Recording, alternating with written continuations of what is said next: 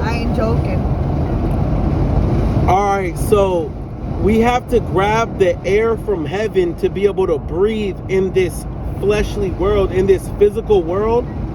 If we're going to keep our spiritual life alive and breathing, we're going to have to grab air from heaven, thoughts from heaven.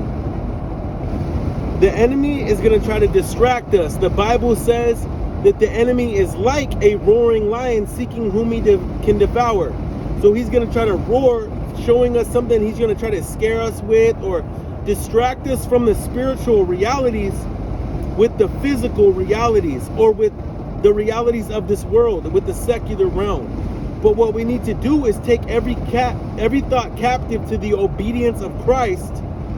That way we can see what God says about a particular situation, what God says about a particular thought, or what God says about a particular mood, feeling, or anything. We look at what the Lord is saying about our situation, our moment, the conversation, the idea. Ultimately, we need to be getting God's thoughts to be able to walk the God walk. We cannot live the life that God has with us without his help.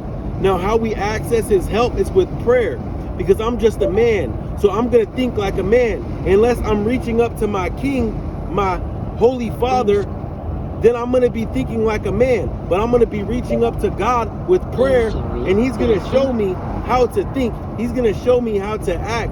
He's going to show me what I need to keep my mind on. Now, the Bible says that God will give us the feet of a deer. Now, how is he going to give us the feet of a deer? If our mind is on his voice, or if our thoughts are on his direction, he's going to tell us which way to maneuver. Because when we go out in public, wherever we go, there's two voices calling out to us, foolishness and wisdom. We want to listen to wisdom, because wisdom is the voice of God. The Bible says that God created everything with wisdom, and there's nothing made that wasn't made without wisdom.